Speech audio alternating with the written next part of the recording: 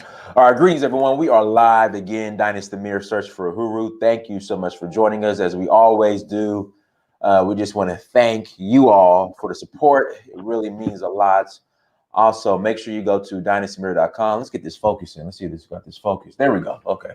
Oh, no, it was kind of out of focus. But everyone, again, thank you for joining.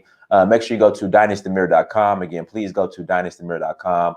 While you're there, join the email list. Also, check out the other brands. I'm going to do a separate stream, basically the direction Dynasty Mirror is going in as far as the brand. So, and what else we have going on. So I'm gonna do that probably sometime this week. So again, go there, join the email list, check out the different brands. Also, patreon.com, search for Uhuru, patreon.com, search for Uhuru.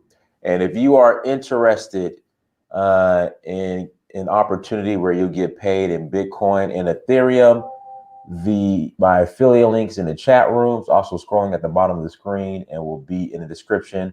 Again, affiliate links in the chat room will be scrolling on the bottom of the screen, will also be in the description. Let's see here. Oh, tour, Sierra Leone. If you want to roll, my son's in here trolling. If you want to roll, we are leaving on the 20th, April 20th, returning on the 29th. Well, the majority of the people are returning on the 29th. Some people are going to Gambia, Ghana. I'm headed to Senegal afterwards. So if you want to roll to Sierra Leone and enjoy the beauty of Sierra Leone, let me know. Also, too, citizenship, there will be an opportunity for you to get citizenship as well, as long as you meet the requirements. So just message me, hit me up, go to search for Uhuru.com or dynastymirror.com and send me a message, and we will go over that in detail. But citizenship, no citizenship, we're still gonna have a great time. Without further ado, we have the Brother Black Ambassadors on with us today. And today's topic, we're going to be discussing mining, crypto mining, as far as the future for that. And does Africa have the infrastructure to support crypto mining? And in fact, BA, I read something the other day where the amount of mining that takes place is equivalent to the amount of energy that is it Argentina? I think it is, or something. Mm-hmm. Okay. Like, I think the same amount it takes to mine Bitcoin is the same amount of electricity that Argentina puts out, something like that. Did you hear that? Or no, I haven't heard that one, but that could be a point. Yeah. So go ahead, brother. Take it away. No. Most definitely. Actually, very interesting that you're actually going to be able to take people to the continent and take them to Sierra Leone. Yeah. And they're going to actually be able to facilitate their citizenship if they just meet the requirements. Right. I mean, that's magnificent. So I wanted to start there. Now, that's cryptocurrency right there. That is something that's very valuable on the real. So that is a form of currency, but it's very, very valuable. So I just wanted to highlight that in case that went over somebody's head and they didn't really hear that. Sometimes when you hear introductions, you kind of just be like, la, la, la, la, okay, introductions. So I want people to really hear that. Like, Loaded Lux used to say, you need to hear this. I need to hear those bars. Right. So when we hop in, sorry about that, but yeah, if you qualify, if you hit the requirements for citizenship, you have the opportunity to get it. So just hit me up. I'll see the requirements, and if you want to roll, let's roll. But even outside of that, we're still gonna have a great time, citizenship or no citizenship. But go ahead, Black Ambassadors. Yeah, most definitely. So I just want to have this conversation because I know I've seen a lot of people get very excited and get definitely outside their skin about this Bitcoin, blockchain technology, cryptocurrency, whatever it may be by any means, new form of bartering services and products and such. So I've seen a lot of people get very excited about it, and especially just I saw a brother who did a video about Nigeria banning cryptocurrency, and of course, a lot of people some people took. I don't know the percentages, but some people took and said, "Oh my gosh, Nigeria is so stupid for that." So I just wanted to slow everybody's horses, especially let's dive into not just about cryptocurrency, because I know people take this ethical, moral liberation struggle with cryptocurrency every time they talk about it instead of keeping it real tangible. and saying what's possible for us as African nations across the diaspora and even in the continent. What's possible for us from our perspective, right? And then we just have to ask questions and say, if we do engage, then we have to have an intent while going in. Is this going to be a vehicle so we can parlay money outside of it, or are we going to take a long-term strategy in this? And so if we decide to, we have to ask ourselves some rudimentary questions, like you even just brought up the electricity, right? And you spoke about infrastructure, and I think you named the title that, but I would not only say infrastructure, but also industry, right? So I'm going to go through a couple of points that I was just also, focusing on. Now, cryptocurrency. Now, this is a definition. Now, don't come at me, right? Where cryptocurrency comes from, right? It's created by codes, and in many cases, new coins are created when transactions are confirmed by a process known as mining, right? So you need to mine in order to acquire the coins. That's most likely the way it's done. Now, there's other ways still, right? And so with that being said, we know some names, Bitcoin, right? Everybody knows about that one, right? And not every cryptocurrency uses mining to generate new coins. And the coins could be created in some other ways. So we want to actually keep that on the table. And how exactly coins are created depends on what is defined by a given cryptocurrency code. And then we go into the logistics. For example, instead of mining or mining alone, a cryptocurrency may create some tokens upon launch as developer rewards. So remember, develop, reward, the developers, right? Right. Or a cryptocurrency may be a reward token as interest to holders of a token. So here we go. We're going in. We're diving deep. Cryptocurrency is a software, right? So what do we need to engage? What do we need to engage in cryptocurrency? Well, we need electricity, right? Right. We need some computing power in some shape, form, or fashion, right? Whether it be a quantum computer, whether it be a regular CPU, you require some type of computing power. And what is a computing power made of? Semiconductors, right? And all the other electrical components that encompasses that, right? So when you say, well, what are you talking about all this for, right? Because we don't own many of those avenues. If you just look up right now, which I did, of course, semiconductors, you need those. Those are like tools for mining, right? Right. On a list of over 500 companies that I'm looking at, none of them are in Africa. Germany, China, Hong Kong, Taiwan, Singapore, Mexico, a little bit of Mexico, right? Hungary, US, China, America, France, Taiwan's deep in here. Right. So we don't even have the ability to mine or manufacture the tools that are used for mining. That's semiconductors I'm speaking about. So guess what we're going to have to do? We're going to have to buy it from other people. So ching, ching, there goes the first bill. And it's not just the first bill. It's one of many bills that we have to pay just to engage in the activity. So I'm not speaking of this from a perspective of saying we cannot do this, let's give up and throw our hands up. What I'm saying is we have to build the infrastructure and we have to build the industries that also build all the components and the tools that are required to even mine cryptocurrency, to even have blockchain as something that we can utilize. So this is something that we have to really take in consideration instead of just hopping on a bandwagon and saying we can do it.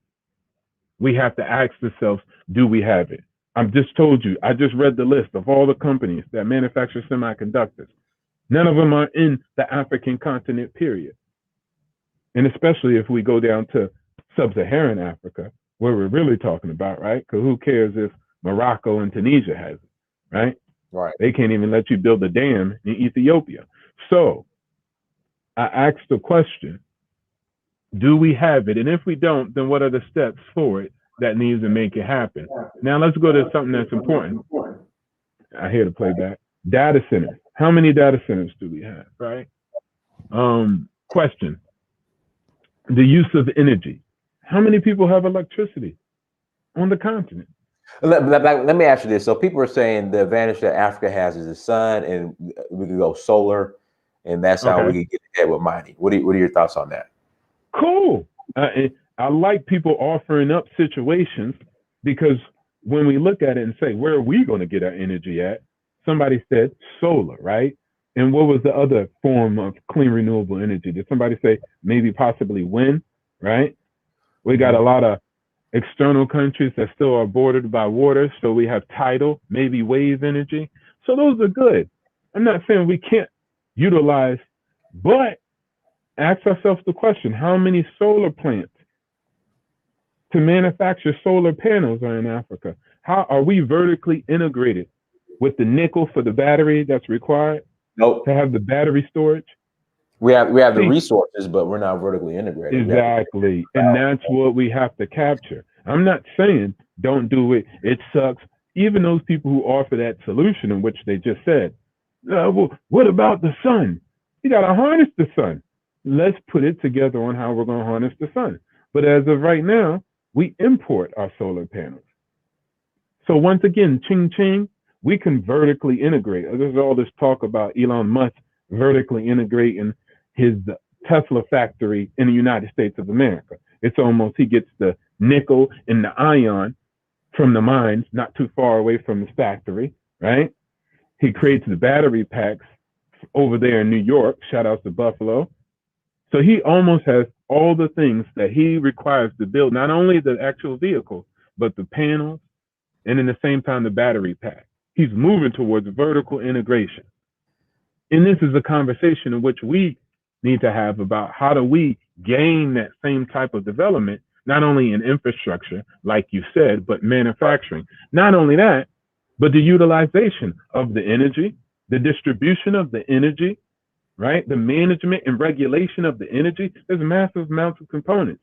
Just to actually harness the sun energy, solar energy, you require the panel to gather the energy, right? And then you have to have the transmission, and you have to have applicable software that manages it and regulates it and then stores it on the battery. Then you still need the battery, which is a storage. And that's a simplistic example of what's required to even do that. So even if I snap my finger on some Thanos stuff and had it, Africa all got solar. Right. We got it all. We got the juice now. The juice. Even if we had that juice, we still require the semiconductors, the electrical components, the manufacturing, right? So a lot of that is still external, even though our resources are there. So yes, we have the resources, but we haven't capitalized on our resources in the longest. That's not a new conversation, right? And then we didn't even talk about internet access, right?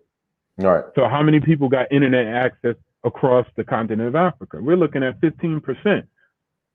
And you're looking in Europe around 90. So your competition is heavily connected, infrastructure already built in, computing power already advanced. They're mining already. You see what I'm saying? And just on a realistic term, ask yourself this question, Dennis. Remember, to have some form of value, you used to have to mine in mines. You understand what I'm saying? Like right. in the dirt to get gold, silver, bronze, whatever, right? And most of that stuff is where? In Africa. In Africa. Right? I mean, there's other places, but we got a lot in Africa, right? So people used to have to come in, destabilize, figure out how to manipulate to get access to it, right? Then at a certain point, they said, hey, you know what? We're going to just start printing off this paper and base it on that gold we stole or that silver, right? We still got to get the silver, though, because it's the gold standard. Remember, people used to love saying that word. Then they moved in to say, you know what? Let's just have fiat currency. Let's just print it off, too, now. So then they had to print it off and make up some reason that it made sense. Inflation, right? Demand and supply, right? They had to tell you about the market. Now they're at a point where they're like, you know what? We don't need to go to Africa to the mines anymore. We'll just create mines in space and we'll just mine currency. Just in the space. We just mining currency. And then we come to Africans and say, hey, look, I was sitting and my computer was running. So they wasn't doing no work. feet up, right? Sipping on lemonade, computers running, just mining currency. And then they come to the continent and say, hey, let me buy this land from you for 10 Bitcoins. We sell it. So it's just a new hustle. It's just a new value-based system where we come into their system and we come in dead last because we don't have all the components to even actually utilize it. Then we come in dead last with some people who scrimmed up money to gain access into it.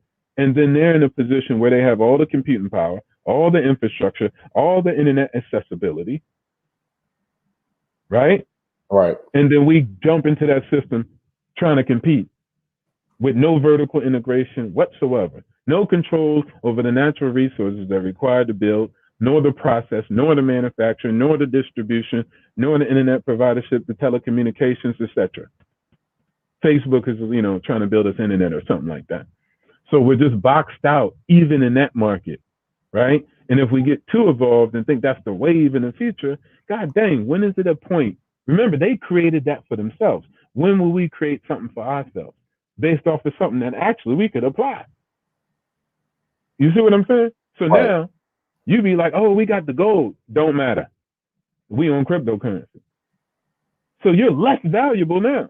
So your natural resource that used to be valuable is only valuable in a situation where an EMP is launched across the world and maybe people might revert back to gold. But they'll just probably revert back to bartering for things that they need. And then later on it will build back up. But that's the worst case scenario. You see what I'm saying? So even your gold, your silver, your copper, unless it has applicable use on some type of strategy or some type of weaponry or some type of equipment for space, it's useless because they're like, we don't need your gold. We're mining in the space. We're mining with our computers. We don't need to mine with your little dumb minds. Stay there and die, and we'll buy you out with Bitcoin. So we have to be careful with that. But once again, if somebody's like, I'm gun-ho, cryptocurrency is going to save the planet and it's going to save Africa. Okay, then let's talk about how do we work towards a solution where we make it sustainable. We have to have the tools in order to mine. We out here with a whole mine with no tools. The basic tool I'm giving you as an example is a semiconductor. We got no semiconductors. None of them. We got to go buy. Imagine that. Imagine that, Doc. Imagine in America during the gold rush, right? Americans had to go to France to go buy the damn shovels in order to actually dig the gold, and then actually had to go to France again to go buy the little machines. What's those little machines that you shove through the dirt and the gold, so you had to filter it out. Right. So they had to get all the equipment to even mine the gold during the gold rush from somebody else. But I'll just sit back and raise the price on your ass. So by the time you're done digging up all the gold, you already done paid me. The amount of gold that you dug up, the worth of it, you paid in shovels. Exactly. You done paid in shovels. You done paid in everything else. So that's why I'm saying we have to take that position. You think a new hustle that somebody else created is for you and by you, you got to be tripping. Now, I can understand there's going to be some people who say, but look, we can strategize and move the money out and Okay, well, repatriate your funds, put them in, make moves, make smart decisions. I'm not going to argue against it. I don't have all the solutions. But I'm definitely going to put down something on the table and say, look, bro, we buying the shovel, we buying the pick, we buying the ox, we buying the mule, we buying the cart, we buying all this to actually even mine. We don't have none of it. So somebody done completed the whole industry. What is it called? The Quentin Dickey Mining Company then created his own thing. It ain't doing no mining. They said, let the slaves mine. But we just going to sell them everything they need to mine. Right. So that's the situation where we're sitting in. Guys, hit that like button again. Please hit that like button. Like, share, subscribe. Yeah. Trip. Let me write this down. You know, I'm taking notes as brother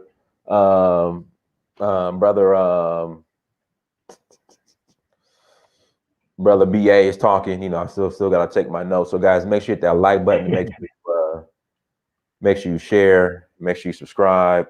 all that good stuff. Let me put this down in the notes. This brother is 1 second. Dang. But go ahead and continue. And guys, make sure you go to Yeah, dynastymir.com as yeah. well. Okay, Go ahead. most definitely. Yeah, I had to put that Django reference in there, right? The Quentin Dickey Mining Company. Yeah, you're just Right, gonna be a number, right? We're just gonna be numbers turning big rocks into small rocks, and we don't want to do that. We don't want to sit up there and have to get the dynamite from them. We don't have to want to get the dang cages from them. We have to purchase every item that's required to actually mechanize that actual value. So that's something we have to be careful about. Even the brother, what he just put on the screen. See, even if that's to be the case, then that's a valuable solution, and then work out a strategy that you could provide to the masses. Can we scale that and then make it official to actually make a monumental change? If we can, cool, put it on the board, put it on the table, let me see it, and let's work on it. And I'm completely open to that. Like I said, I don't have all the answers, but I do sit back and say, are we falling for another currency, another form of currency by somebody else that's created by somebody else? Don't get too involved, because even with gold, even with dollars or the new eco whatever the new currency was, there's never been this ethical or moral just cause attached to it, right? A dollar came out, it was just a dollar, right? right. Whether it was the new Francophone form and many forms that it transformed into, right? It was never still the ethical, moral, religious, excuse me, not religious, but high righteous value to it. But we have to be very careful, because with this cryptocurrency, people are making it out to be humanity in essence, right? Right. It's going to free us. It's a ledger. It's going to get rid of corruption forever and ever. Or let's say it'll be more efficient and more effective. Not really. Not really. Not if I create the chain. So what? What we're doing in 2021, this is where we're moving, D. We're moving from 2021, from the past, right? We were in physical chains. Then we were in mental chains. Now we're in the blockchain. Everywhere we go, we in a new chain. It's a new chain gang, and we still got chains, whether it's on our bodies, our minds, and now it's on our wallets. Checkmate. Guys, what we'll do, we'll open up the lines as well. If you'd like to call in and ask a question, Uhuru at searchforuhuru.com, Uhuru at searchforuhuru.com. Again, send me an email, and I will forward you a link. Also, if you're interested in getting paid in Bitcoin and Ethereum, my affiliate links in the chat room. It's also will be in the description, and will be scrolling at the bottom of the screen, family. Shout out to Crypto Black, everyone. Shout out to this brother right here, Crypto Black. Crypto Black. Shout out to that brother. Now, once again, I want people to get this clear. I want to iterate, if I can talk, if you were good, right? Oh, go ahead. Take your time. Okay. I'm not against anybody who's involving themselves in the cryptocurrency space, period, right? But when you say, how are we going to apply this to a nation state? That's the part where I say, hold on, and they're warty now. Individualized people is completely fine. I'm pretty sure they're smart enough to engage in it.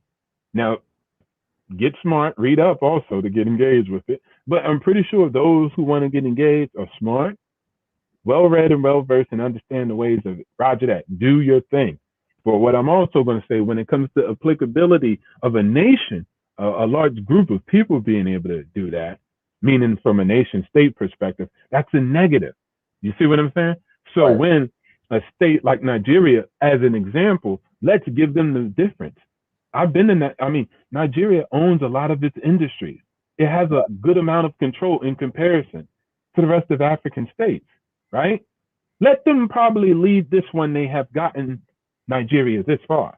I'm not saying they're perfect. Heck no, nobody is across the board, right? But in the macro, not a micro, in the macro, you can say, wow, I can go to Nigeria and my realtor, developer, construction worker, construction company, in the bricklayers, in the brick builders, and the furniture makers are all Black Nigerians. Right. And I can't even walk down the street in Westlands in Kenya and get without reaching somebody else. You see what I'm Right. saying? So Right. once again, they are doing it from a nation's perspective, right? Protecting the asset. You control your own currency. If someone else controls it from the web, unknown dark places, etc., etc., that's not what you're supposed to do. Plus, knowing as a nation state, do we have the infrastructure to beat them at their own game? Do we have the infrastructure to outmine them? And the answer is no. So don't get the state involved. Now, if you do, you put the people in the whole state in a position of dead last. And I don't want you see what I'm saying? So as Right. far as individuals doing it and making the waves, and maybe if they parlay it up and start building these manufacturing companies and stuff like that, making semiconductors, that's cool. Let's do that. But if we're not talking about that, if we're talking about it's going to be the liberation, it's going to get rid of corruption, it's going to sue the seat. Come on now. You're going to have to be smarter than that. Huh? You know, Right. read the. Okay, go ahead. Expand on, because the argument has been, well, with the blockchain, they'll, keep people honest. It's gonna it could possibly get rid of corruption. You're saying it's not. Well, I guess you're gonna go into that. Go ahead. Yeah. Now, okay, how would it? And most people say, well, it's a public ledger, right? You can see the transactions, right? Right. But it still has a flaw in just its inception from the get-go, right? I think the blockchain is only going to protect the money holders because at the end of the day, right, the most thing that threatened most bank institutions was quote unquote scams, right? Hacks. They didn't have the fortified, encrypted ability to protect their banks. They got stolen from all the time, right? And that was the big problem they were dealing with. And the misuse within their own lower parts of organization from the bank chain. So Right. you put in and you institute the blockchain technology. And as far as common people, yeah, your ass is on the ledger, but mine ain't. Come on, man. You look, watch this, Daddy. Money, one of the most valuable, important things on this planet, one of the important tools that we use, right? From Right. a day to value massive amounts of things, from people to freaking items to minerals, right?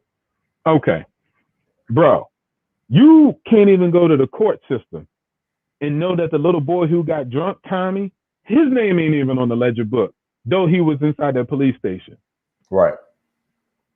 I'm just not going to put my stuff on the books. You think you want to outmaneuver me? You think I'm going to have a system that's going to control me? Come on now. If anything is going to control others, it's the same argument that was made for the Federal Reserve in America, right? The Federal Reserve, at a certain point, they try to pass it a centralized bank. Everybody stood against it, right?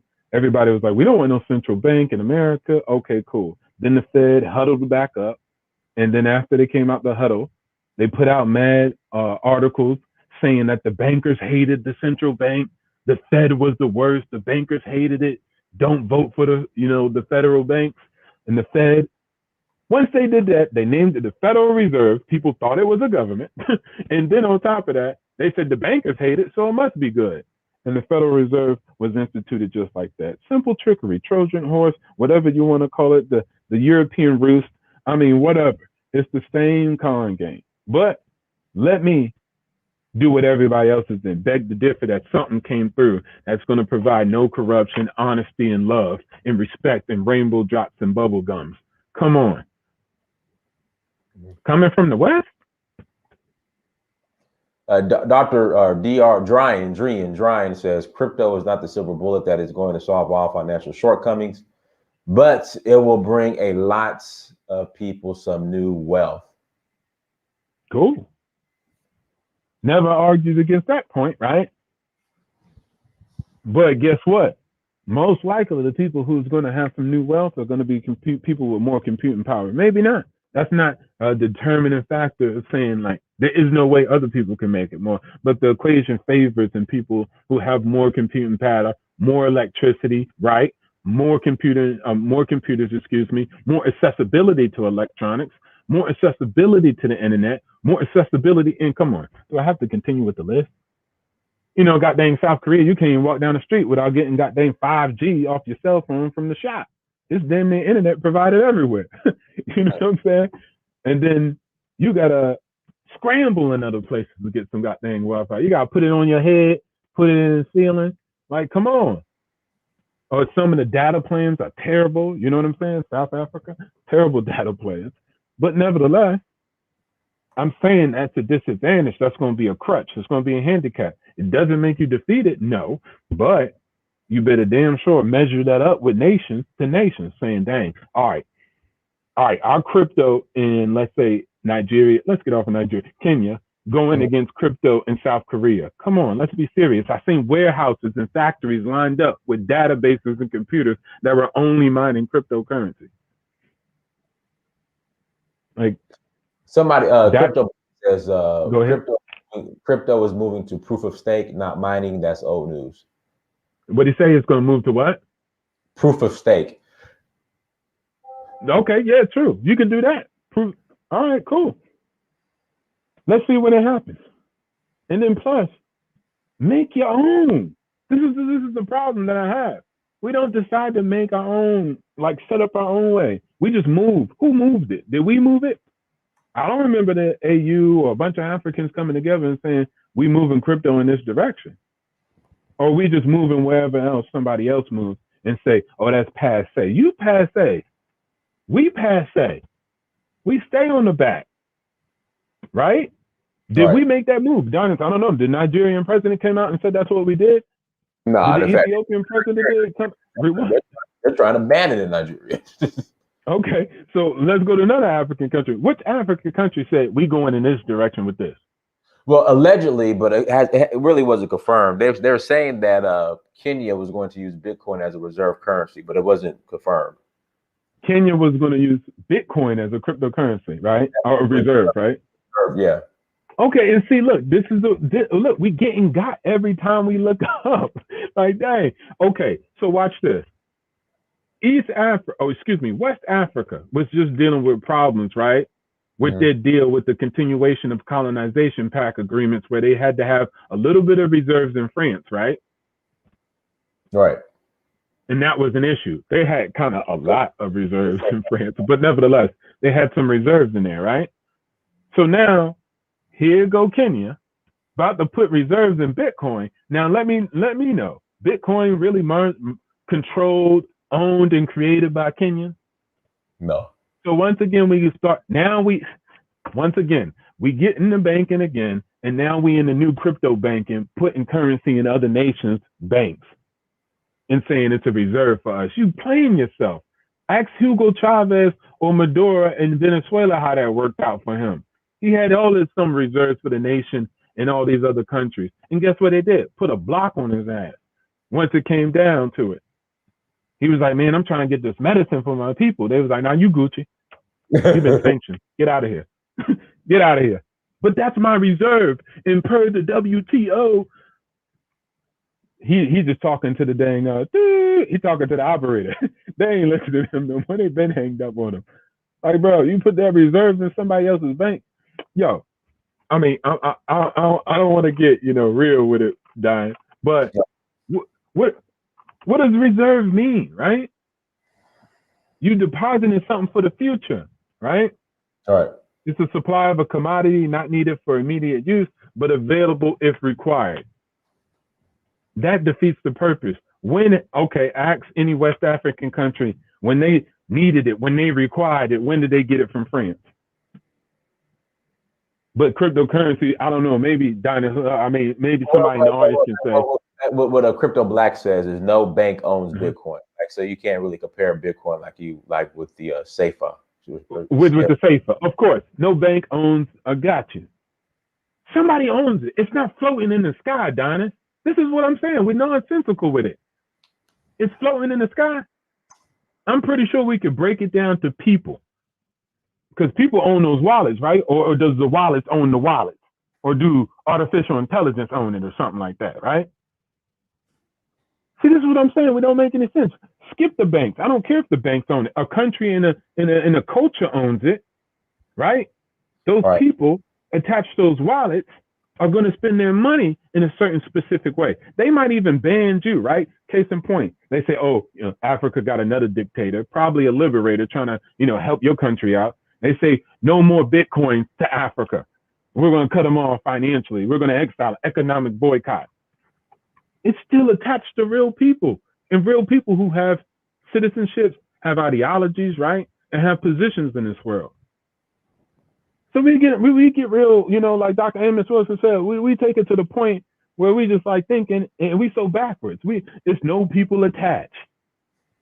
It's cryptocurrency just running down the street, right? I just visualize a Bitcoin just running down the street right now, just running my house. I know.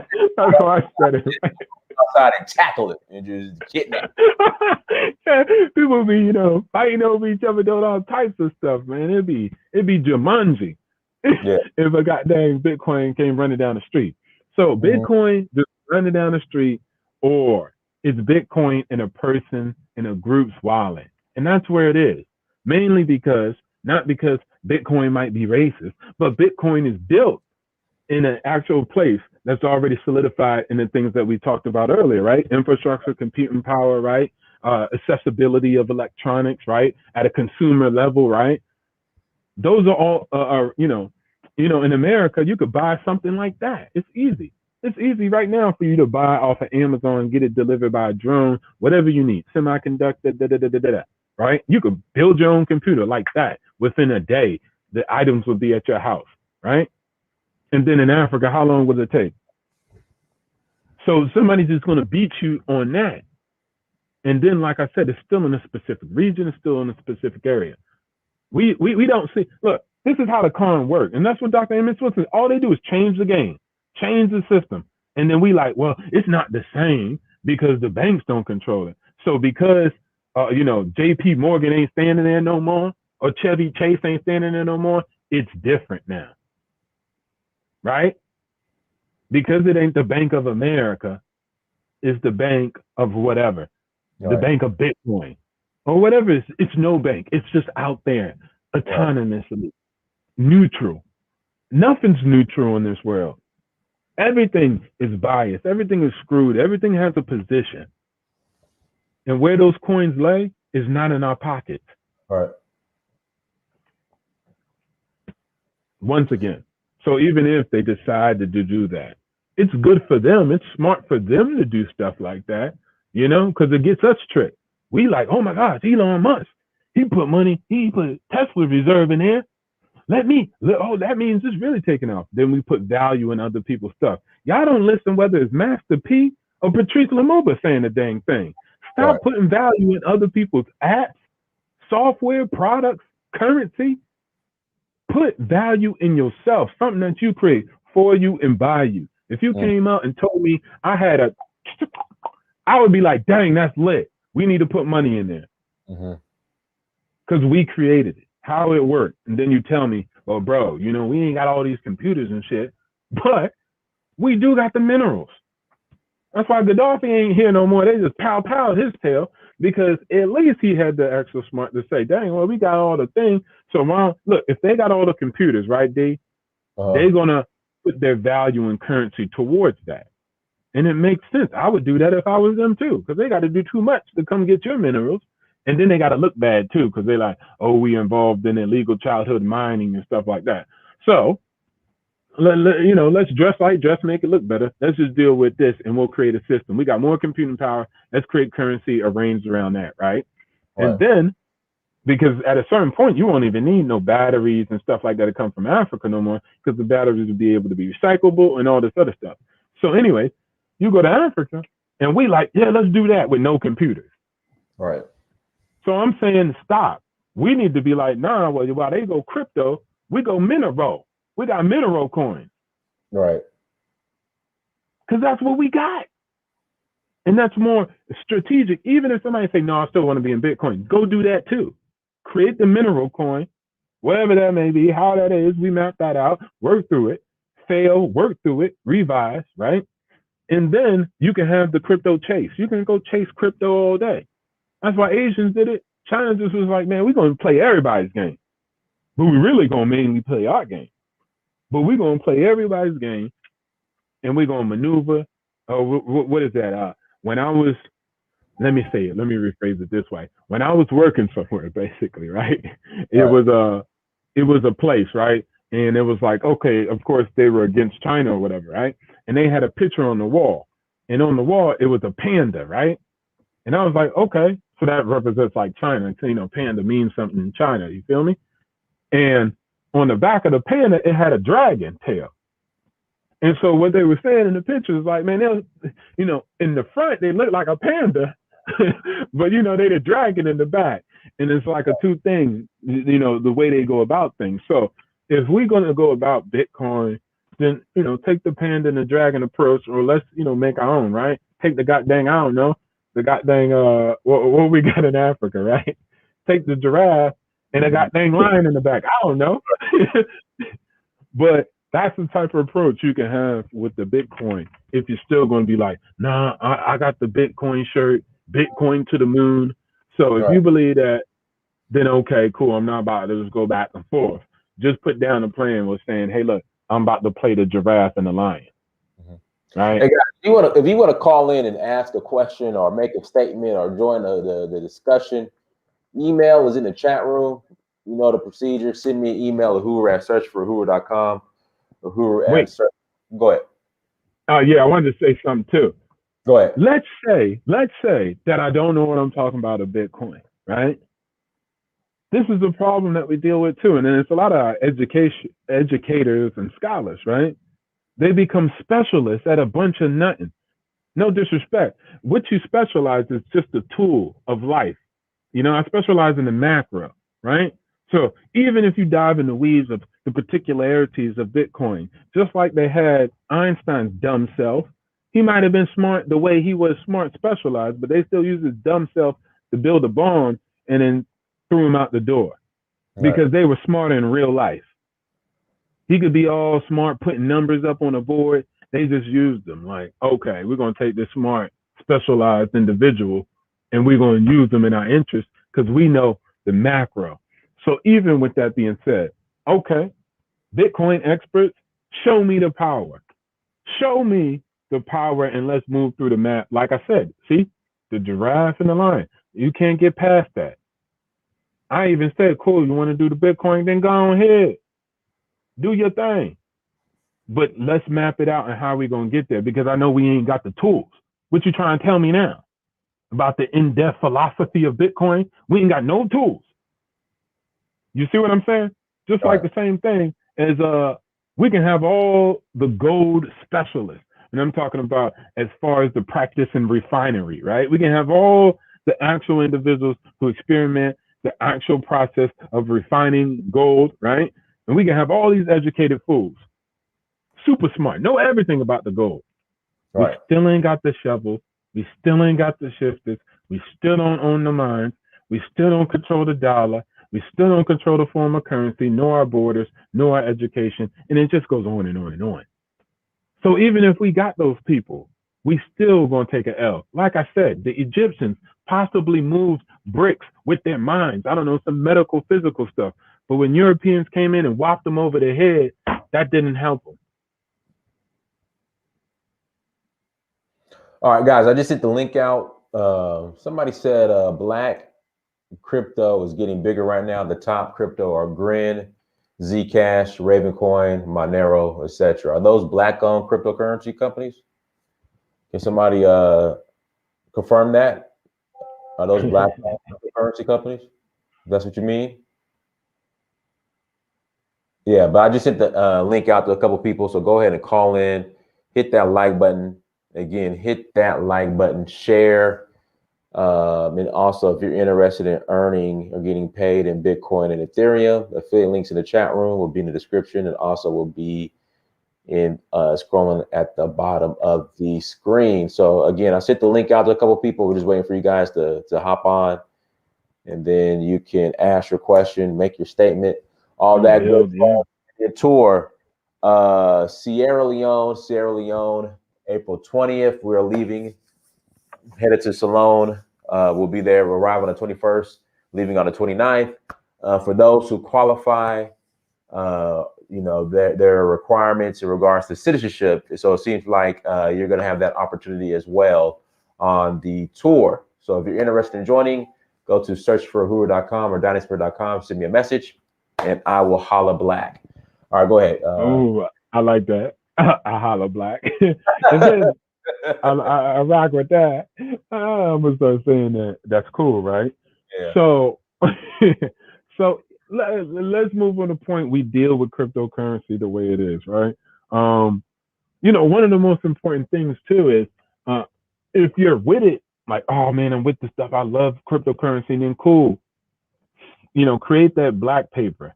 They say white paper, but I'm saying a black paper. Create that black paper, right? Map that joint out. And even if you specialize in that, remember you don't specialize in all the other avenues in which I was speaking about, the infrastructure, right? The electrical grid, right? How we're going to store the energy. How are we going to actually acquire the manufacturing to manufacture and vertically integrate within Africa? We got the context to do a lot of it, but we just don't have to have the mentality of whatever we create, we're going to have to do it for us and by us. And even if you utilize things from outside, that know that there's a limitation to that application of it. It's not going to be the tool that liberates you. And even if it is, okay, then so be it. We shall see. But I'm looking at almost 1,000 years of history, and I have never seen anything. I never seen the euro pound liberate Africa. It just don't work like that.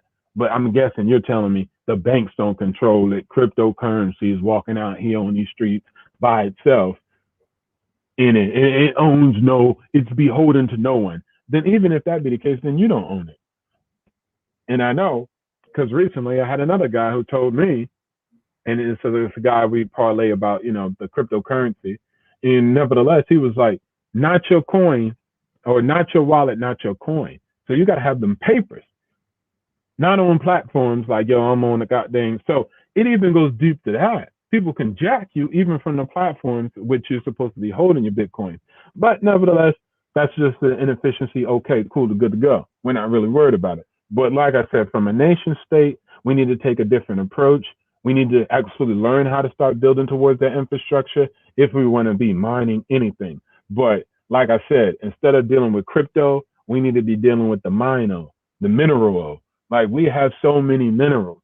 That's what we have. And that's what we can parlay in the value because in essence, no one can have anything. Crypto, dollar, euro, they can't have none of it without the minerals. So we have the root of everything, every form of currency. And we keep parlaying it for these dumb stuff. That's what I'm saying. You got the root and you parlaying it for a leaf. So this is the part where we could take a different position and say we create our own institutions, financial vehicles off of the what? The majority of what we have access to and the majority of what we can parlay from instead of trading it for nickels and dimes. Because even if you ask them, right, D, you go to Congo alone and they'll value the minerals in cobalt alone somewhere around 300 billion. And it's probably more than that. It's definitely worth trillions. I think it's a trillion. Exactly. I was just being, light. I wasn't going to try to go, but yeah, trillions. So the value is right there. So you telling me that we got trillions right there in the mine, but we require to go to space in the cybernet in order to get trillions. What's going on, brother? Malcolm Banks? Malcolm Banks. Go ahead, Malcolm Yeah, Banks. how you doing? I'm Malcolm Banks from Yellow Mountain Garden. I was in the chat. I definitely agree with you on the mining situation. Because like a lot of people don't know all the miners is in China. So like you had a pool that sold $190 million worth of Bitcoin today. And that's why it tanked to $54,000. So like it's still against us. A lot of people really don't understand it yet, and we really need to get into mining because like it's gonna be one group of people controlling the mining. Big time. Yeah. I did. I did see Hold those. on. Go ahead. 1 second. When did Bitcoin dip to 54,000? Today? When? it dropped to like 54,000. Like it was like 2:00 in the morning. They sold off while everybody was asleep. So you got to think about it. When we sleep, China is up. Right. So like they sold off. Like these companies, they got pools like that. Like you got to buy these records, but they selling off when people, when they get to a certain height, they selling off all of this stuff and taking profit. And then everybody go to selling all their stuff. And when you go to selling all your stuff, guess who's buying it? All the billionaires. They just gonna keep buying it. So it's like, don't never get scared when you start seeing the. We lose them. Just a little break. But see, that's what I'm like. You ever? Oh wait, is he back? Oh no. Yeah. Have you ever seen? Yeah, go ahead. Oh, you back? Go ahead, Malcolm Banks. My bad. Go ahead. No, you can go ahead. I was basically saying that. Basically people take profit. They taking profit when the market get at a certain rank. Like once it go to $62,000, you're gonna start seeing all these pools. They're gonna start selling all they Bitcoin, all these miners. They're gonna start selling. So they start selling at certain price ranges, and we all just need to be aware of it and just start watching these charts because they repeat themselves over and over. So you can put your money into this crypto stuff, but you got to be able to read these charts and stuff and know what's going on, and before you can jump into it, and understand when to sell and when to buy. But me, I'm in for a long term. It's just all about is you trying to short the market or you trying to long term the market. So I feel like I'm in a good position for a long term for the next 10 years. Like I was putting in the chat, I'm going to just add $5 or $10 every day. If you do that for the next 10 years, you got you $1 million regardless, because it's not going back down. Okay, Malcolm, we're like if you could predict the future of Bitcoin, you got your crystal ball. And guys, let me say this is not investment advice. We're just having I'm not a finance advisor. Yeah. This is commentary. Invest at your own risk. Yeah. But Malcolm, if you were to No. Hold on. If you're gonna be giving advice, put it on the wood. Put your life on the line. Because that's what's on the line. Don't be trying to give yourself a cop. I'm not a financial advisor. Hold yourself accountable. You want to stand on the wood and tell the people, hey, people, go over here in this direction. Oh, no, I got to do that, though, because you can understand this man can lose his whole platform. I got you. Somebody would just come through and be like, hey, I did this. He told me to. I got you. I'm just messing around. He can lose his whole platform, so I got to put that. Yeah, but you there, Malcolm? Yeah, it's breaking up a little bit. Yeah, Malcolm got that. That's that Metro, that Getro. That's that Bitcoin internet. No, I'm just kidding. But the thing is, so look at that, Dinas. We can't even connect to the YouTube. How are we going to be out here with the Bitcoin? But what I was going to say is that if we keep moving in the direction. Hello? But what the you back? Go ahead, Malcolm. You there? Go ahead, Malcolm. Yeah, I lost you. Oh no, I live in the mountains, man. So I don't have no signal. Okay. So anyways, well, I see Bitcoin in the next 10 years. I think it's gonna be big, but I think DeFi gonna be bigger. Like he was talking about these smart contracts and stuff like that. Because like once these billionaires and millionaires and regular people figure out that we can build programs and contracts on top of these smart contracts with Ethereum, and we can keep the bank out of it, and we making money on top of it and taking full profit, that's gonna open up the whole world. Because you got to understand, this is something real slow. It's like farming. I farm. When I sit up and talk to people about farming, they ain't used to seeing the black farmer. They just look at me crazy. Everybody's just start running towards me when all this coronavirus stuff happened. That's when people wanted to start growing their food serious. You know what I'm saying? So people don't really pay attention until it's like already done. So it's just like with the seeds. You got companies like Monsanto's and stuff like that. They over all the seeds. You got the USDA. They all over the seeds. So, like right now they can just shut everything down and say, hey, you can't grow this, you can't do this, you can't do that. So but I'm ahead of the game, like collecting seeds, like I started a seed bank so I can actually give out people seeds and sell people seeds, but we can keep up with seeds for the rest of our life. And the government don't have to be over it. So we like govern our own seed. So we got to learn how to do a lot more things than just crypto, but I'm just saying, like, I feel like crypto gonna help everybody out because like they'll be able to have no middleman and they'll be able to do smart contracts.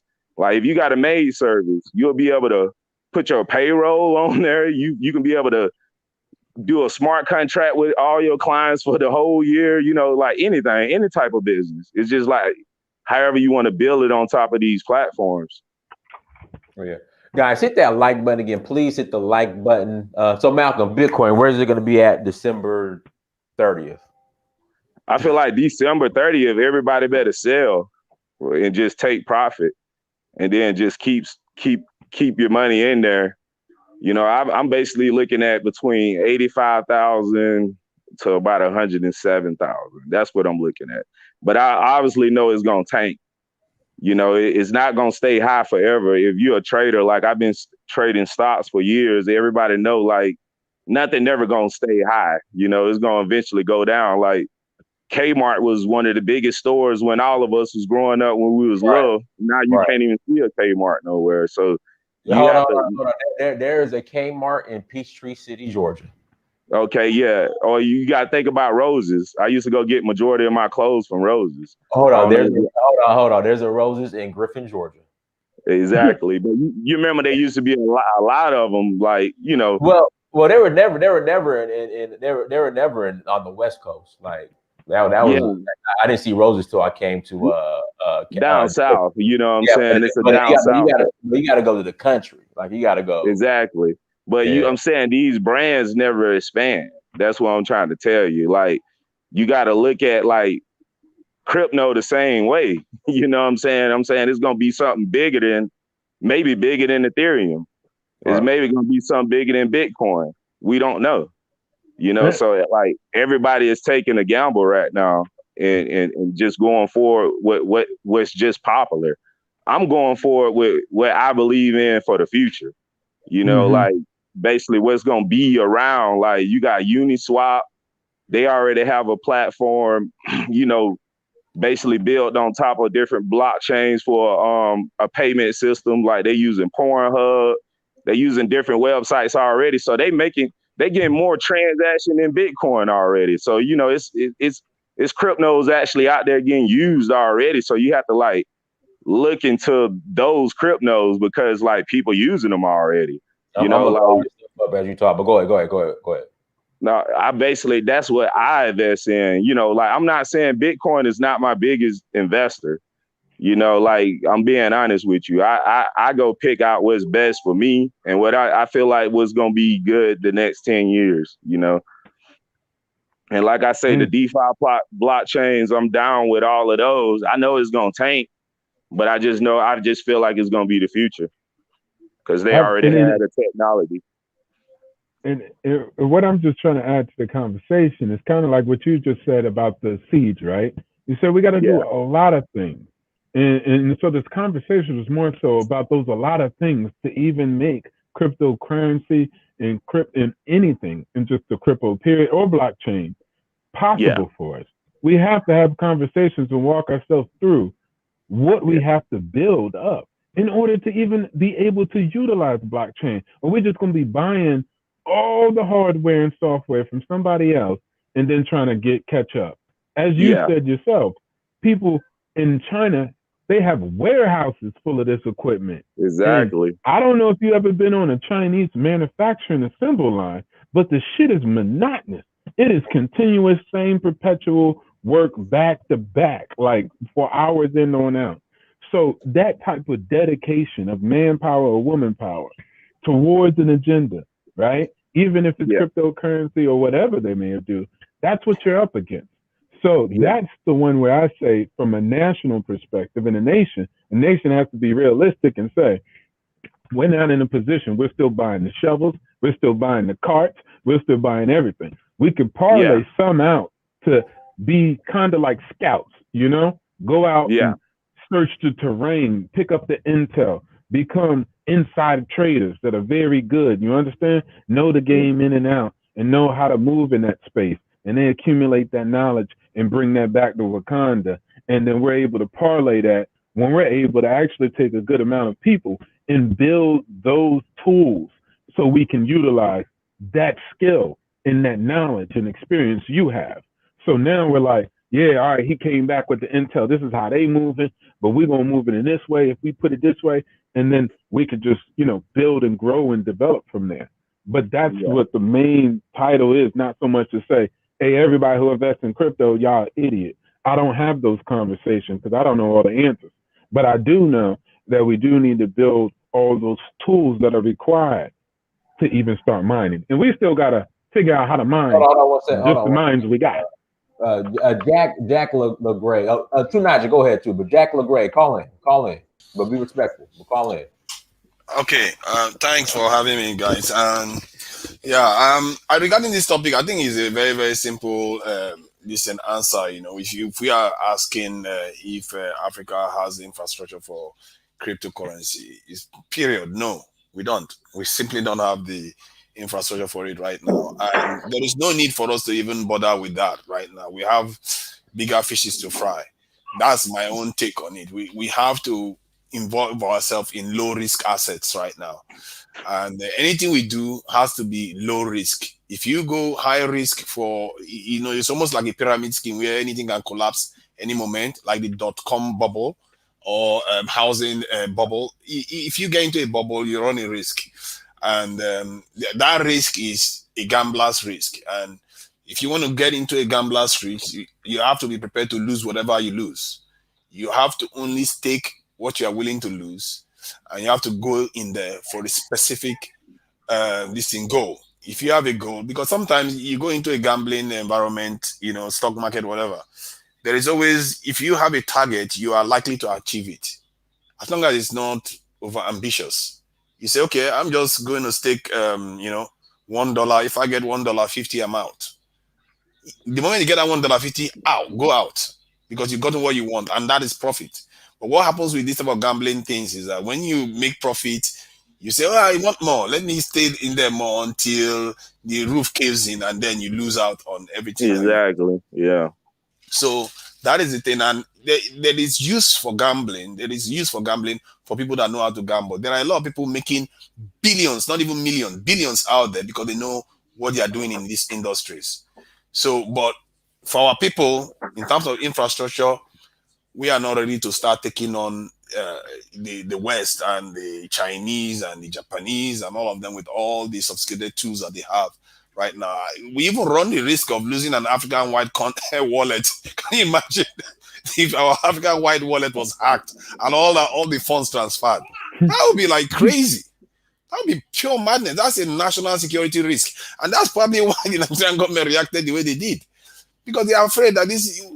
How can you know what they say in our culture? They said a fire that burns the back of a tortoise. What will happen to the feathered hen?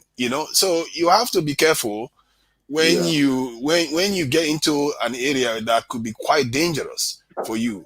We are not equipped to deal with such risks at this moment. So I would say step out of it, because banking in itself is very opaque. It's very tricky. Even bankers don't know how some bankers don't know how the banking system works. Mm-hmm. So to get into that kind of field that is full of all kinds of landmines that can just blow up any moment. For Africa Yeah. right now, we don't need that kind of risks right now. And Low, oh, yeah, go ahead. no, no, no, no. I didn't mean to interrupt, brother. Go ahead. Yeah, so for Africa to get into a field that even Western people can barely understand the banking system, an example of this type of That's stuff true. is when you ask the government before, can you get us some money so that we can use to pay for tuition fees for students, allow people to be able to get affordable housing and all the rest. They'll say, no, no, no, no, no, we don't have money. Money is so scarce. When coronavirus hit, suddenly money came out. They have trillions upon trillions to spend. When the financial crisis hit, suddenly they have trillions of dollars and pounds to spend. This is how the banking system works. Whenever there is any problem, the banking system, we borrow money from the banking system to pay the banking system. How does that even make sense? But that is where you are. So it's pure madness. If to get into that kind of industry, you are running the risk of something, a beast coming out from nowhere and chewing you. You wouldn't even know what hit you. The government will sell bonds, and then the banks will give them say, okay, you are now allowed to go and borrow money, and the government will be owing the banks for the money they borrowed to pay the banks. It's just convoluted. And these people they play such a smart game. They are billionaires. These people are so rich that their level of thinking, the Chinese don't even challenge them. The Indians don't challenge them. If anything, they want to play the game too. So at the state Africa is in, if you get into that field, you run a risk of walking into a landmine that you can't even predict. We have to focus on our own resources and our own wealth. That's how we peg our own value. We peg our own value on our resources, something solid, something low risk.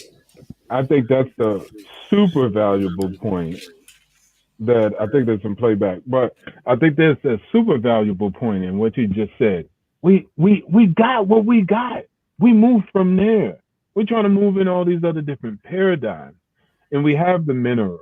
We have, like I said, Dinas, right? The root of everything else. Everything else requires that, and we have that in our hands. So we move from that point. Now, watch this. I know people don't like China, but I'm gonna show you something. They dealt with what they had. They had numbers out the yin yang. So they said, we don't care how many stupid, baby onesies, toothpicks. We'll make all the toothpicks. We'll make all the combs.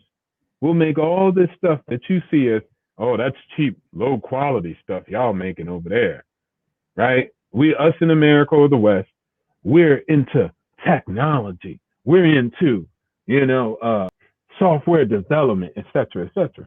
They dealt with the lesser supply chain. So in the supply chain, on the low value of products that are manufactured, they dealt with it.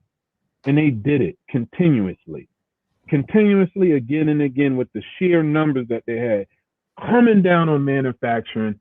And then actually, at the end of the day, parlaying themselves into one of the most powerful economies in the world today, based off of sheer numbers and based off of dealing with that low-end supply chain products when they were manufacturing from the beginning, that everybody else said, oh, those little cheap Asians, cheap products. We all good. We got high-end jobs. We're in these lofty studios. But then next thing you know, they produced everything that you needed and required. Checkmate. So once again, they dealt with what was best for us. And we sitting here with minerals and talking about X, Y, and Z. So case in point, Don, you know that a lot of companies, conglomerates, were failing during the COVID-19 or during the thing, because I know you'd be getting blinked for it, during the illness, right? Mm-hmm. A lot of companies who had money out in the streets, high risk, you know what I'm saying? Malls, right? Especially those outdoor malls, outlets, right? High risk endeavors, assets under, what is it called? Devaluation. Commercial space was already declining, right? Now you deal with the illness. They're saying like this year, when it comes to like commercial property, retail space, it's going to be like a foreclosure apocalypse.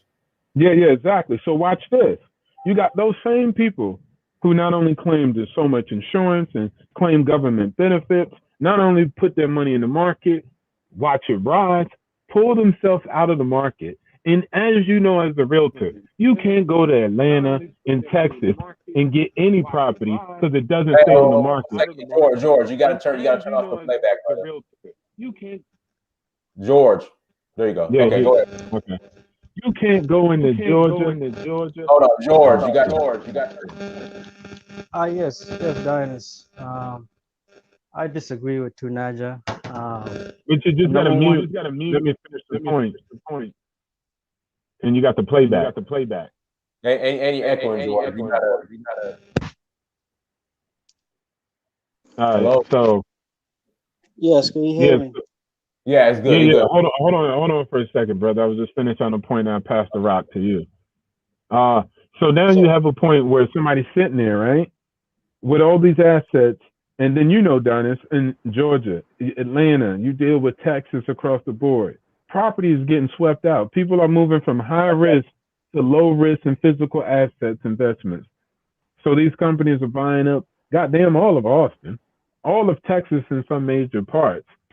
Even during the blackout, there were still offers being put down on the table, hundred thousands above asking price, beating regular people out of the market because they're moving their money from high risk, high investments and moving them into low physical assets. And they're locking those in. And now they own a massive amount of real estate, massive amounts of physical assets and wealth, right? And anytime you're looking at the market and you're watching it in the news and you're seeing it grow and you're seeing it go, you're in the tail end of it. I'm not saying that I know it's going to be left or right, but I'll move back to the point of Tunaja. It is very important for us not to so much focus on other endeavors like coin this and coin that. That's good. Okay, let's do that. Building up the infrastructure, like you said, that is the obvious thing, something we need to talk through and actually figure that out and have conversations about it. And also, lastly, finishing out and passing to my brother George, right, is to lean on what we already have. Where's the mineral coins? We have the resources. It's required for everything. I don't understand why there's a intellectual, economical, whatever conversation after that. What we have, everyone requires. So therefore, the values in that. Let's make a currency based off of that. Brother, you good? Go, George. I appreciate it. I disagree with Tunaja because the number one country that use Bitcoin is Nigeria. Currently, one Bitcoin in Nigeria is worth over 21 million naira. So this is the time. There's no need to miss the opportunity right now. Rwanda have a good electricity and internet. Ghana, good internet connection, electricity. Nigeria, same. All you need is electricity. Mining rigs, which is probably 1,000 to 5,000, just small, decent mining rigs. That's all. That's all you need to just get started, and then we talk about the warehouse size mining after. But we gotta get started with the 1,000 and the 5,000. You get your group of your friends together, basic internet connection, electricity, and just start from there. That's what we need. And this is the opportunity. Our currency are being devalued heavily, especially in Africa. And Bitcoin, it goes against inflation. It keeps going up. It might go down, but it's eventually. You could only mine 21 million Bitcoin, so it cannot be messed with.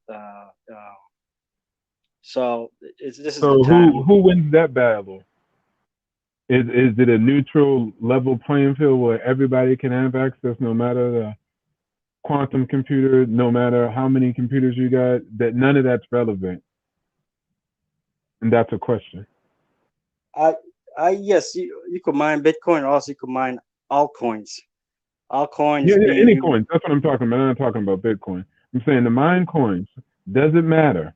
It's not a factor. That's what you're saying. It's whether how many computers you got, how good your internet is. None of that matters.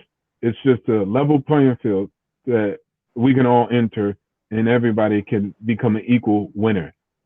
Or they're winners and then are there losers?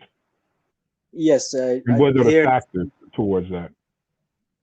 Yes, here in the States, there's a bunch of people mining in their own garage.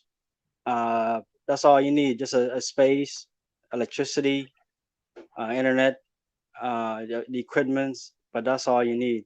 Just basics, start with basics, which we all have. George. No. I understand that, but what I'm saying is, if you take your basement setup and you're going against China, who has the basement setups plus the warehouses, who wins that battle? Or there is no battle to be won. Everybody neutrally gets theirs, and it's equal opportunist platform. Yes, it's an equal opportunity because Oh, okay. yeah, it's all about solving computer codes. So the more But spread you, out, but the more computers you have, right? The more power you have, you win in that. but we're No, not. But we should not approach this as a defeatist type of I mentality didn't say because that. I said a the more realistic perspective. That's analyzing the playing field. I didn't say go home, pack up your lunch. We shouldn't do that. I never said it throughout the whole stream. What I did say is we're taking a realistic approach. As a nation that has babies to feed, a nation that has children and roads that need to be constructed and schools built, we have to take a realistic analysis at the situation that we sit in. So, in that, if you're saying what you did, no need to go back and forth, I'll give you it. That Bitcoin is an equal opportunity platform. Roger that. Now, I turn to us and say, how many computers do we have? How much internet access do we have? The electricity, I read it off. You could say Ghana, Nigeria, and Kenya have great electricity. How big is Africa? It's almost 3 times bigger than all the other places we're talking about. So those are little small factors. And maybe to Nigeria have something to say about what Nigeria has and doesn't. But nevertheless, I even give you that. With that being said, as a general, deciding what troops are going to do and not going to do, and moves and where we should move and not. You have to make a wise, calculated decision. Nothing about being defeated, saying we lost, we ain't nothing, we ain't never going to be nothing. That never said on this platform. We're taking a position and saying, okay, this is where we're at. So you, my brother George, lead that infantry, lead that recon team to go do that in the small basements and in the neighborhoods. You got that, okay? And now what Tunanja is saying, and then what I'm also adding is that we're going to focus also on the minerals, because without any minerals, you can't have anything in your house operating. And we're going to construct something up like that, built from the ground for us and by us. So I don't have to lean on the neutrality, and maybe that might stay balanced or not on some platform that who knows who created it. We create something that we know we created and controlled also as a vehicle to financial wealth and power. As you said, that currency is devaluing our African currency. So it kind of also should be brought in the conversation. So we should F with it? So you see, the point I'm making, George, you see, I do get where you're coming from, because you feel like it's just like YouTube, it's equal opportunity for everyone and stuff, like use it like that. But YouTube is not going all out to endanger the financial this stability of any African continent. And this is the big difference. This is finance we are talking about. Finance in the way the stock market people do it and the way the foreign exchange will do it is so intricate and complicated that they are willing to pay a lot of money to move just 2 blocks closer to the stock exchange so that their computers can be able to calculate faster the information coming out from that place. So if you think what these people are playing at, the level of commitment people have, the money involved, and you think because you are mining a few coins here and there in Nigeria, you are competing at such a high level. And I think I heard somebody mention I'm a something. day trader. I day trade all the time. Hold I on. trade crypto. I trade stock market, U.S. stock market. I know about See, I finance. understand what you are saying. You see, you are talking about it from the point of view of an individual. But Yeah, when you exactly. talk about it coming from the point of view of a continent and a lot of people having a lot of wealth locked in there, then you start running a serious risk, because when it reaches a critical mass, then the movement cannot go back anymore. Everybody will start putting a lot of money in that area, using it to exchange, not knowing what the underlying infrastructure entails, the dangers that it entails. Don't put all your eggs in one basket. But then it will be too late. That's my point. It will be too late, because once it reaches a critical mass, a lot of people like, I want to go shopping. Everybody uses Bitcoin. I'm going to use it anyway. I don't care. But the whole world collapses tomorrow. Everybody will use it. And then what do you think will happen? This is even more dangerous to us than what has ever hit Africa before. So why take the risk is the question. Why even bother? Is it worth that trouble? Are we so this thing the valueless that we feel like we need Bitcoin to actually appreciate our value? One of the things I was just wondering was that how is it that to Niger, this is what we call it. Somebody put it Niger there. Somebody was making a comment about that we don't need the banks. Yeah, you don't need the banks for Bitcoins to do their trading, but the banks can always buy whatever they want to buy and do whatever they want to do with your Bitcoin listing market. As a matter of fact, they probably own the infrastructure that is supporting the whole network. So you can't look at the bank and say, oh, they don't matter. They matter in everything that we do. The banks are But the center of the modern world civilization. I'm We talking like about it. diversification. You got to diversify your income, multiply stream of income. You got to diversify your way you work. Like I'm a full-time machinist, but I trade, and I'm not only depending on one thing. So everybody should not be depending on one thing. You got to diversify your income, your stream of income. You can't just rely on one infrastructure. So we got to And diversify. you sound No, like no, it's no, and that's a valid point. Hey, what's going on, soldier? So no, that's a good point. We I'm understand a student of diversification. war. I'm That's also a student of that, war. So that's why the show has been about diversification. What I was saying is not being narrow in our output about it. Not saying Bitcoin is the vehicle that's gonna, hey, what's up? Is going to launch us into the future only. It's saying to focus on other things, and we need to grow. Imagine the minds that are going behind somewhere trying to mine X, Y, and Z, solve the problem, like the brother said. Oh, Bitcoin is about solving problems. How many problems in Africa do we have to solve? So we're going to put some minds to what you said. Diversify. Okay, nobody's trying to die on that hill. You got it. But when the conversation comes in, hey, let's diversify and create something new for ourselves, or also figure out a problem that we have with the current standard of currency, the form of it, how do we change it? How do we utilize what we have abundance of, or let's say a larger resource of? We have a large resource of stuff. So how are we pushing past that point? We haven't even diversified in that. We don't have no coin or value or anything, entity that's valued based on our resources. We don't have nothing. I think We've that is traded some oil that is an in US important dollars. point. Let We me don't just sorry, have nothing. sorry, So sorry for even if, interrupting. wait, hold on, Sorry let me for finish this. interrupting. Even if you have the point of the banks, okay, I'm not arguing the banks. I'm not about arguing. You feel me, George? I don't care. You say that's the way. I'm pretty sure you're well versed and you know what you're talking about. So roger that. Yeah, And then when I say something about creating things, hold on, let me finish Nigeria, okay? It always becomes anarchy when you come through. Nah. But once again, I got it. I'm messing with you.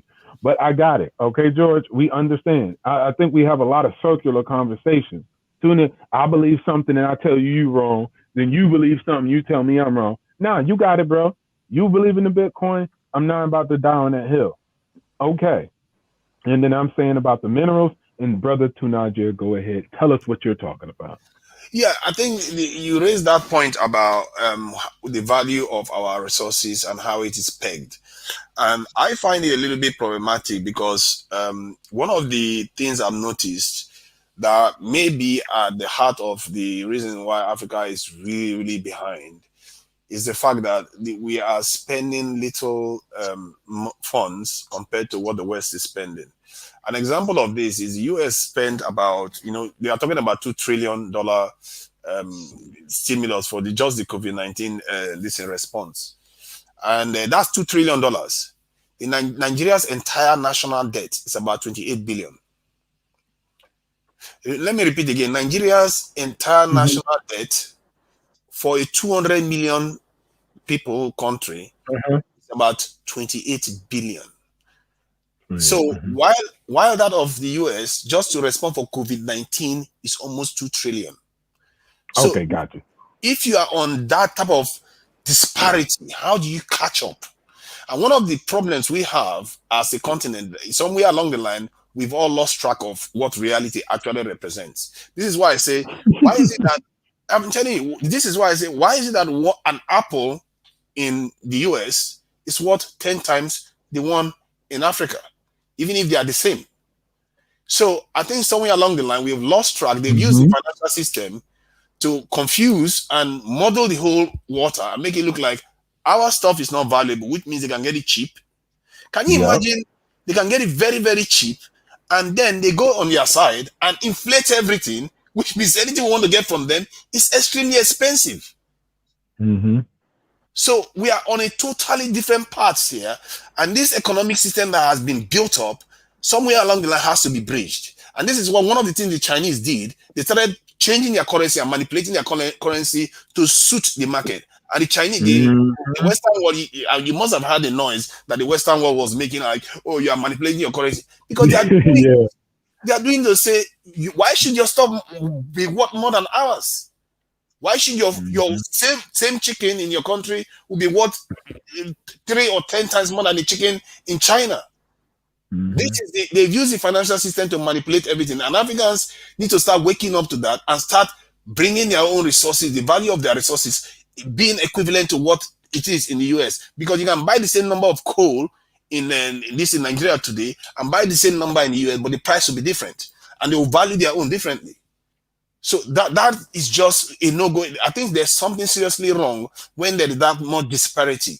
And if we don't close that gap, can you imagine that you will never catch up? Because you need money to buy Mm-hmm. the sophisticated equipment. You need money to buy all those things that they use to build this in technology in the advanced this world. How does a country that owes 28 billion as their national debt compete when America can spend that same amount on just one black project? To that, it was funny because they had an interview with the Treasury, and then they asked them, when you gave that stimulus, all that money, what was the economics behind it? He said, because we needed to. That's it. He was like, so we just did it. We had to do it. If I didn't do it, then we would have had problems like death. People would have died. It would have fell and it would have collapsed. So he said, we just did it. We do what we want. And that's something that we don't get. It goes right over our head. So we'll be in our countries and we'll let people just die because the economists say they got to die. Because if we were to take out too much, it wouldn't be right. America just said, write the check. $2 trillion. Didn't ask nobody. Didn't sit down with no economists, no Bitcoin specialists. They said, hey, put it on the wood. We got to keep this machine rolling or it's not. So once again, I think you made a great point in what you were saying. We have to see value. That's it. That's the simplest thing. That's the con. Like Dr. Amos Wilson said, when you have a con or a clever mind or a scheme, you can con another joker out his land, out his time, out his energy. He can have all the minerals and you'll con him step by step, Bitcoin by Bitcoin, US dollar by US dollar, or slave ship by slave ship out of his life, out of his energy, and out of his own land. And what you were speaking of is us taking back that power and creating an economy that suits us, for us and by us. That's the only way you're going to gain power or be enslaved by the new tool, a form of currency or whatever it may be. So that's all we're saying. But if you say, no, I'm Bitcoin for life, I got the tattoo just last night, then okay. I'm not going to even die on that hill with you. Get your Bitcoin on. And if you need any help in any shape, form, or fashion, I got your back. But outside of that, we're still going to try to get people on this program and say, hey, we got the zinc, we got the copper, we got the vibranium, we got the titanium, you got the uranium. We got all the necessary requirements and tools to build anything.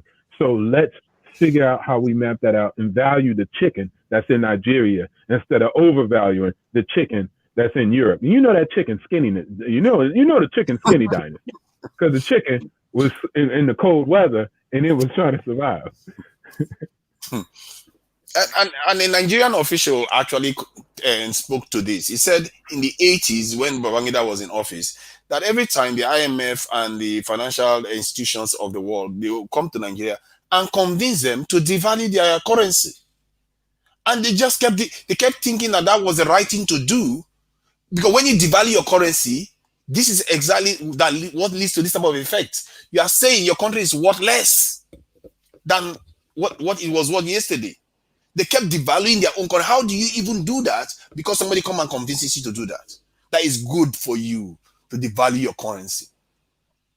Today, $28 billion is the national debt of Nigeria. And when Nigeria wants to borrow $6 billion, the whole country goes up in uproar. Like, oh my God, what are you borrowing it for? You're about to sell us into slavery. If that is the case, we are already sold. Because 28 billion is nothing. It's not even worth anything to California. And this is why we have to start looking at because our problems, we think sometimes it's only, how do I put it, political and all the rest of it. Sometimes it's just staring us in the face. The amount we are spending, staring us in the face. We are not spending anything as the West is spending, because you're going to go and buy those microchip machines that they buy. You're going to go and buy the same kind of jet fighters that they buy. But yet you are trading in pennies. We can't live like that. If we carry on living like that, we don't have any hope. And this is one of the reasons why I really think the diaspora have a lot of power, because the diaspora has access. They have access. Manufacturing is like printing money. They have access to that high dollars. They have access to the high pounds and everything. So when they can translate that to acquiring most of these technological companies that can start making stuff, because one of the areas that Africa lacks is to make things. Because if we make things and sell it out, we don't have to be buying those expensive things anymore. Our expenditure going out reduces and our income increases. So the dynamics has to be flipped. And to that, I wanted to say something. It is a primary example of what you said. I showed somebody, right? I just basically got some property transferred to me, right? Free and clear, right? This property, not even a quarter acre, right? Been in the family for some time. And I told somebody I'm selling it. They said, oh my God, why are you selling it? We sell too much, right? I said, wait, hold on. I'm transferring this wealth and I'm able to buy over 4,000 acres in Africa. Arable land, right? Yeah. But for some reason, they said, I should not trade in that and sell that at the high market, seller's market. I shouldn't punch in and lock in that money and transfer and repatriate them funds for 4,000 plus acres. Hey, Black so like you said, staring you right in the face. Right. You could sell a quarter and get 4,000, and somebody's telling you, keep the nickel. Hey, Black Bass, what's funny? My father said, if you could sell your house and buy 2 houses, why not? Exactly. Right? Exactly. But sometimes we locked in box on what they value and what somebody said is X, Y, and Z. I don't care if they're selling me 4,000 of arable land. I mean, like you can walk on and all this other stuff, and it's more arable than the measly little quarter that I got in a slightly level 1 FEMA flood zone. I'm gonna trade that joint up so quick and so fast, and I'm gonna parlay that into almost 4,000 acres. It's not like I went to go buy a Ferrari. I went to go buy arable land. And sometimes, like Tunaja said, the veil is just laid on thick. So even if it's staring us right in front of the face, you like, no disrespect, you know who I'm talking about. We ain't got no money, even though something's in your pocket. Hey, and what we're gonna do, we'll start with George and Tunaja and BA. We're gonna go ahead and close out. So George, go ahead, bro. Yes, thank you, brother Dinas. I want to make a challenge right now. Dinas, we have a room in your house you're not using. We could start like a small GPU mining. We could start donating, and when you start making money from the GPU, we'll do this. Email me your phone number and let's talk. But go ahead. All right. Yes, definitely, and brother Black Ambassador, I was wondering, you've been MIA for a while, so you're getting properties. Congratulations. Oh, thank you, my brother. And please send me an email also, because I'm not against what you're doing. Yeah. Same here. This is a holistic, baby. See, everybody likes money. Hey, Tunaja, is this you, Tunaja? Is this you, Tunaja?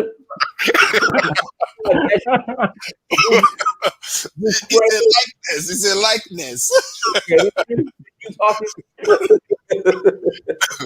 So, George, what kind of returns are we talking about? Let's see, every day or every week. Let's do this. Let's talk offline. I gotta take my man to also. But we can always do a part 2 or talk offline. But tonight, what would you like to say in closing?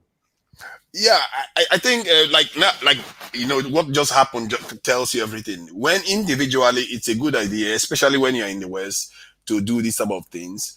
And but we have to, in terms of continent-wide trading and a high percentage of Africans getting into this field, I think there's a risk factor there, because Africa doesn't have a lot of leeway for things to go wrong, and when it goes wrong, it goes tragically wrong for us. In our culture, they say use your tongue to count the number of teeth in your mouth. And the Africans, I think a few has fallen off, and we have to grow our teeth back before we start engaging in this type of dangerous field. But in from the point of view of this trading individually, especially if you're in the West, I think that is fine. If you're in the West, you can run that risk, because it's a form of risk. If anything goes wrong, even in the West, you should be fine. Most of the time, you still have the equipment. The equipment is worth something. You can even sell the equipment or use the equipment for other IT related activities. So you can do that. But if an African that has invested a lot of resources to does that, the family might suffer because of it. And you can't, it's like telling somebody that, they are raising children and a family to put all their money into the stock market. You wouldn't advise them to do that, because anything can happen anytime. So why not advise the same on blockchain technology when they can have the cash in their pocket? So that's what I would advise. All right, BA, go ahead, close this out, bro. Yes, sir. Yes, sir. Hey, thanks. I think it was a positive build across the board. George, to Nadia, Diane, thanks for hosting. I definitely think everybody had a good position. So I'll iterate all positions. Well, I can't be verbatim, but nevertheless, George, in it, individual level, cool. Even if you get a group of people, cool. That's what I'm saying. Like, let's get a group of us and do that. Like Tuna just said, a first world thing, and even those places that George talked about, Ghana, Kenya, Nigeria, where you can and have access to that, then do it also. And then going back on another point, we're going to actually focus on those valuing our own products and our own stuff. Our chickens should be worth as much as a chicken in Europe. It should be actually worth more. I'm just trying to favor the scales in ours. But nevertheless, our chickens hit the sun. It's more natural. Don, if you had chicken in Europe and had chicken in Nigeria, which one's better, right? So, exactly. So at the end of the day, we have to put value in that. And we have to build and work out a system like that. And I end out on this point from Dr. Amos Wilson. Education, and I quote, education is good to the extent that it solves your problems. When you do not educate your children to solve problems that will confront them or us, then they are being miseducated. So whether we're doing Bitcoin or not, we need to solve our problems with the Bitcoin, solve our problems with the coins that we want to create, whatever that may be. And we need to solve our problem of the infrastructure and everything else after that in order to parlay ourselves into any type of cryptocurrency. Let's move from the paradigm of the chains on a slave ship, chains on our mind, to the blockchain, and put our own construct into existence. Thank you again. And once again, come to Sierra Leone. The trip is there. And get up off your in cold call. So guys, make sure when you go to DynastyMirror.com, go buy the book. Go buy the book. Until next time, family, Dynasty Mirror Search for Huru. Thank you so much for joining. Peace. Thank you. Thank you.